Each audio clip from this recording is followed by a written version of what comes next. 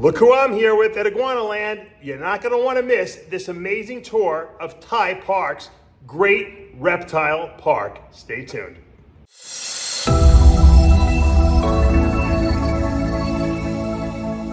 What's up, guys? Dave Palumbo here. I'm at Iguana Land in Punta Gorda, Florida, which is about maybe 30 minutes from my house.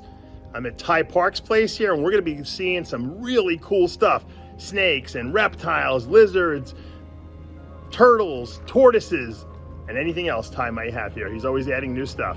And hopefully we'll get to run into Ty himself. So guys, stay tuned. This is gonna be an amazing video. All right, we're here at Iguana Land, Thai Park's place, which is not too far from me, about 20 miles from my house. Decided to come down for the day. Wanted to take a look, get some, I haven't seen it since it's been complete. I came here and did a video when Ty was in the process of building this place. And I'm looking at some of the indoor enclosures he's got, but these are like, see that piece of wood? That's made of cement. That's artificial rock. And that is awesome. And he's got an awesome looking rock iguana in here, which is also known as Cyclura pinguis.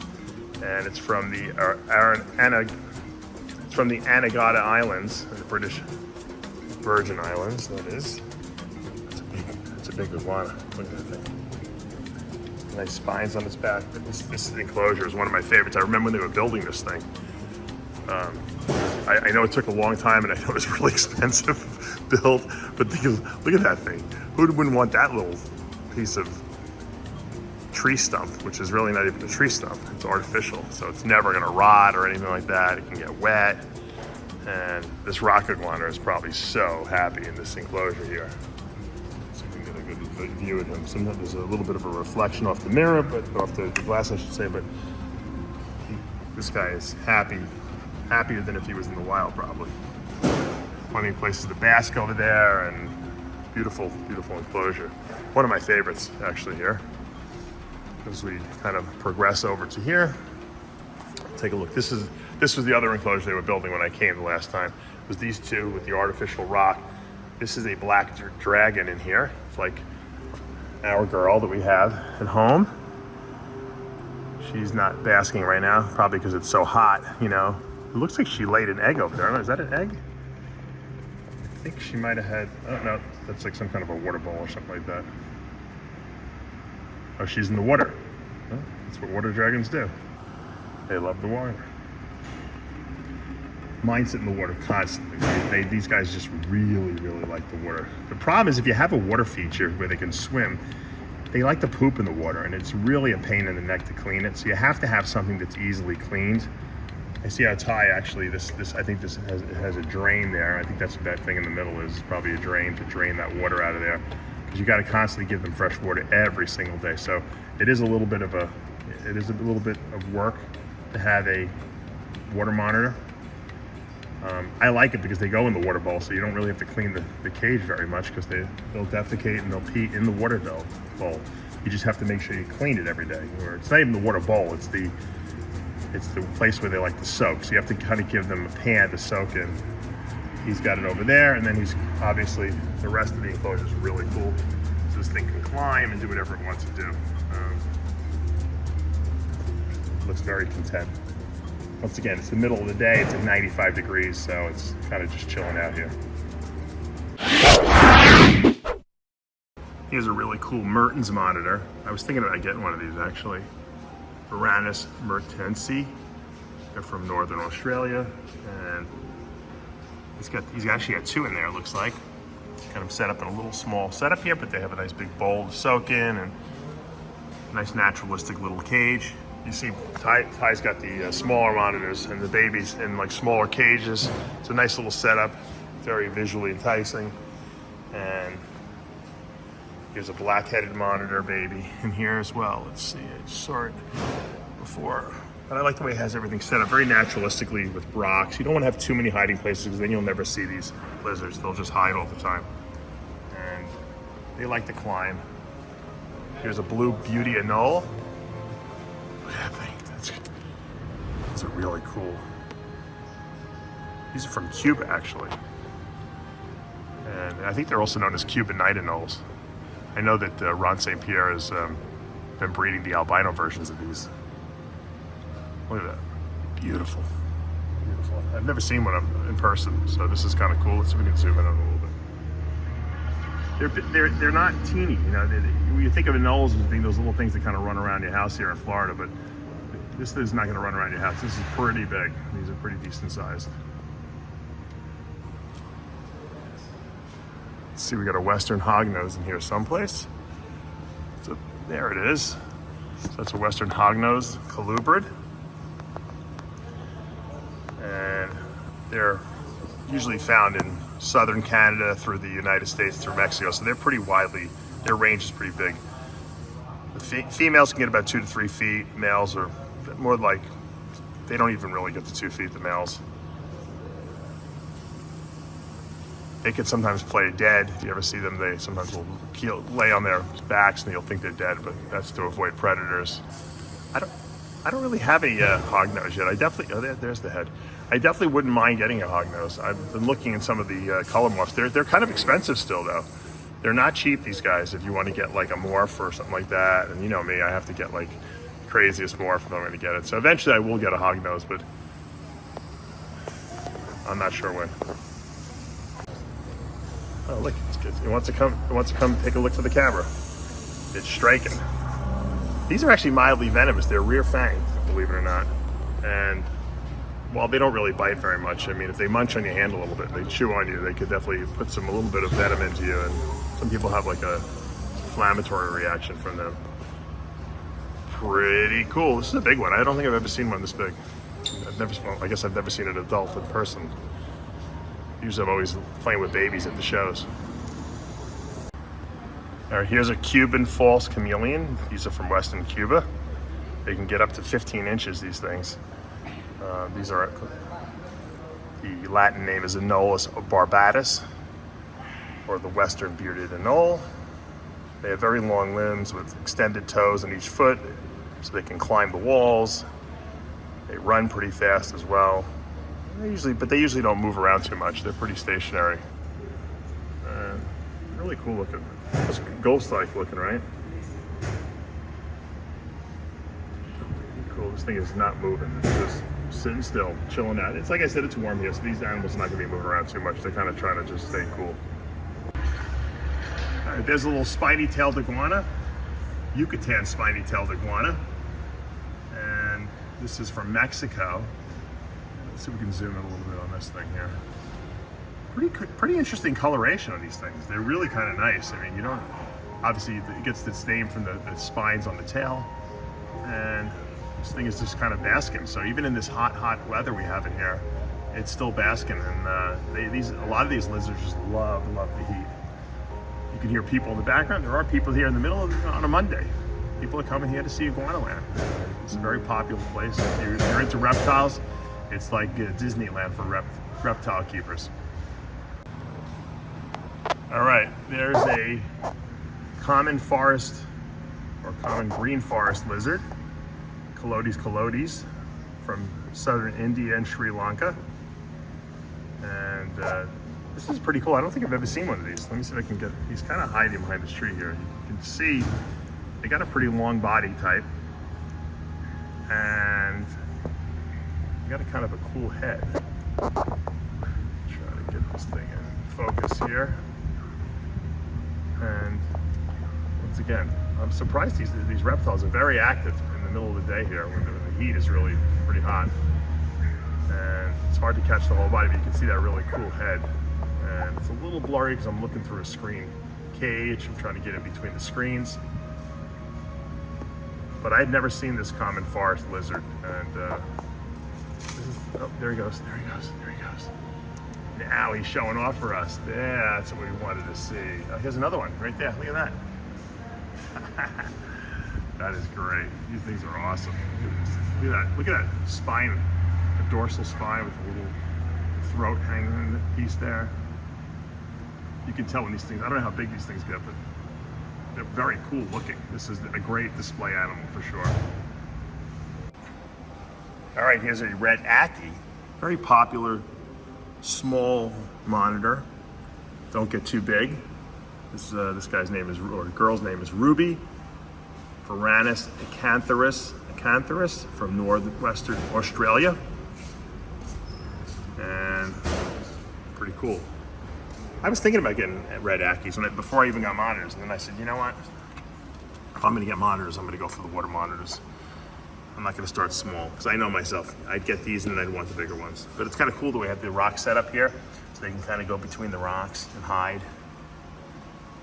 That's what they like. This is a very naturalistic setup for them. And most people who get these things will set them up like this. They're very comfortable in this type of a setup. And you know what? It's not a big cage. If you look, the cage is not big, but it's more than adequate for what this animal needs. And they're super cool. I know a lot of people have these guys. Everyone tells me they're really, really tame lizards. You can take them out and play with them and stuff like that, and it's pretty cool. All right, here's a new Caledonian giant gecko. This is one of the Leachianus species from New Caledonia. And we can get it to move a little bit here if I kind of play with it a little bit. Get a little view of it. They like to just kind of hang on the wall here. And it's even letting me touch it. It's not really getting too bent out of shape about it. This thing is like, just leave me alone, it's hot, I'm just chilling out. I'm trying to see if there's any other ones in the cage. I don't see any, so we're not gonna get a good look at it unless this guy decides to drop off the wall. Let's see if we can get him to come down. Nope, doesn't want to. He's like, nah, I'll stay here. All right, here's a little Igama. This is known as a shield-tailed Igama, Xenogama taylori, or taylori. I'm not an Igama expert by any means, so I'm not going to try to pretend to be one. Ty's got this thing set up pretty common little setup. He's got some tree branches here, and it's got a little water bowl, and I can see they're feeding it greens over there. So cute little guy. Nice little setup too for him. Now, well, we saw a red Ackee before, so now we have a yellow Ackee monitor right here, also from northwestern Australia. Varanus acantharus brachyurus, and this thing is just chill. It's funny, the monitors are all out, all the lizards are out basking, even in this heat, and the snakes are all like hiding. I was trying to show you some of the king snakes and the corn snakes, but they're all hiding. It's hot. They're buried under the dirt because they want to stay cool. The lizards are like loving this weather. They're like, give us more heat, we'll take it. So this is a yellow Ackee. The other one was a red Ackee we saw earlier. All right, now here's a snake after my own heart. That's an olive python, a little baby olive python at that. And they do love it outside. I can attest to that because I got mine outside, as you guys know. And they're doing phenomenal. This is obviously not in natural sunlight. We're actually inside. This is like one of his buildings. It's completely open to the outside, but there's no natural sunlight, so they do have some lamps and basking lamps still here, but the olive pythons do really well with extremes. They like heat, they like cool in the winter, and this guy looks like he's doing real good. All right, these are Egyptian tortoises right here. Now we're getting into some cool stuff that I like. I love the tortoises. I probably might even want to, I want to see some of the Galapagos tortoises he's got. I think he's got some babies for sale, which is dangerous when I want something and I come places. This is a Testudo kleinmanni, or Testudo kleinmanni. That's also known as the Egyptian tortoise.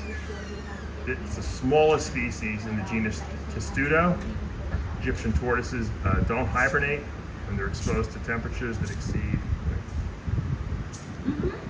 Egyptian tortoises do not hibernate, but when they're exposed to temperatures that exceed 90 degrees, activity decreases. So they're not going to be moving much. They also live about 100 years old. The females get to be a little bigger than the males, but not much. They don't get to be more than 5 or 6 inches. They're a smaller tortoise species. You obviously keep them probably in the cage like this for most of their life. They're not going to get too much breeding. But look at how colorful that shell is.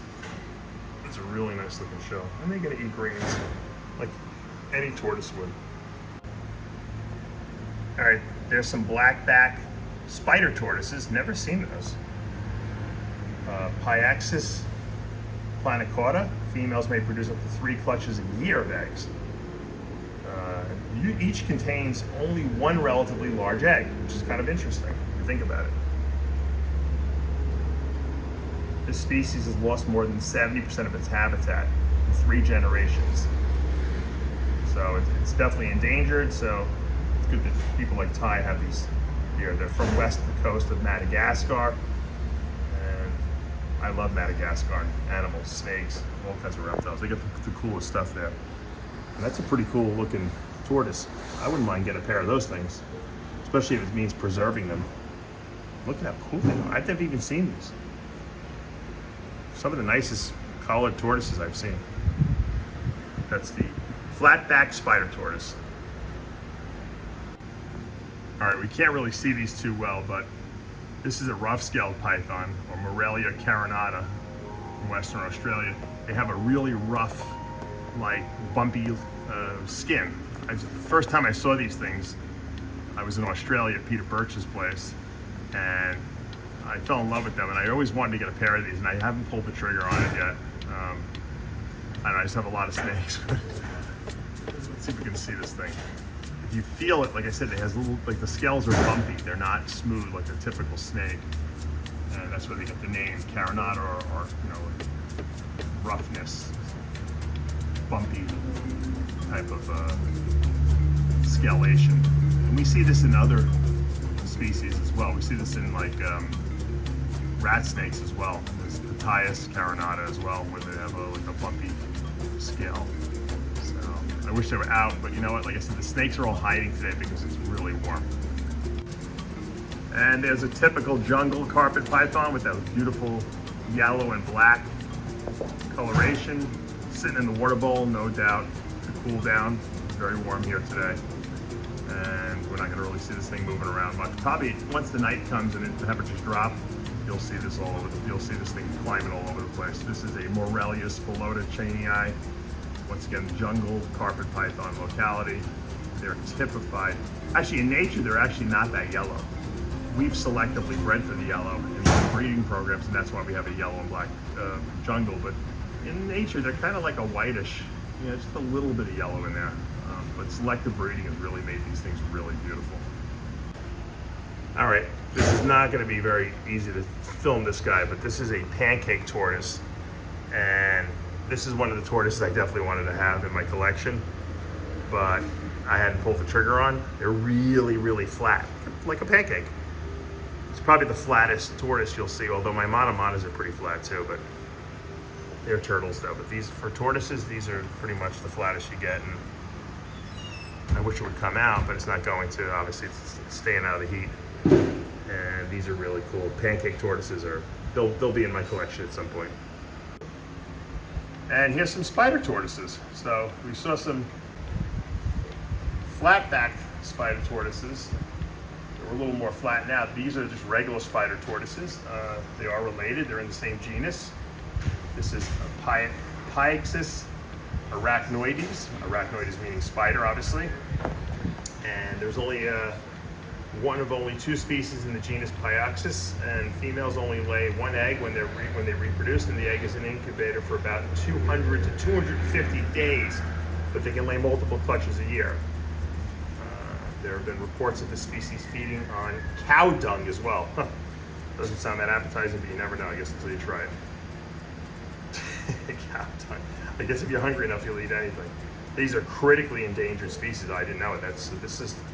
That's why you don't see too many of these. I hope Ty gets these things to reproduce, but only 1 egg per clutch. Wow. I guess that's what I was reading before. I think the flattened spider tortoises are like that too. I wasn't understanding. I thought there was 1 big egg and then there was a bunch of little ones, but it seems like they produce 1 egg, and it takes 220 days to hatch that 1 egg. But I guess if you get 3-4 clutches a year, you can get 4 eggs out of them. It's going to take a long time to keep this thing reproducing, especially if it gets cleared out. And we know Madagascar is really being decimated by deforestation and people coming in there and building stuff. So look at that. That's a beautiful, beautiful tortoise. Spider tortoise, Pyaxis arachnoides. Well, I definitely can't walk by this enclosure. Look at this thing. Ty's got like doors, like they look at little backroom doors, but this is a great little setup. This is an emerald tree boa, of course. Corallus caninus. These things will get up to 6 feet. They get pretty big.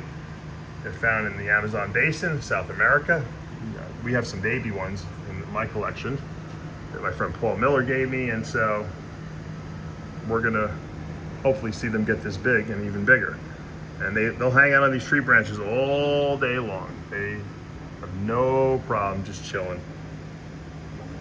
They don't move for anything either, you know. And don't seem to be too affected by the heat. They seem to be liking it. They love this humidity too. I'm sweating, I'm dripping sweat because of the humidity, but they love it. Emerald tree boas like high humidity because they're from the Amazon.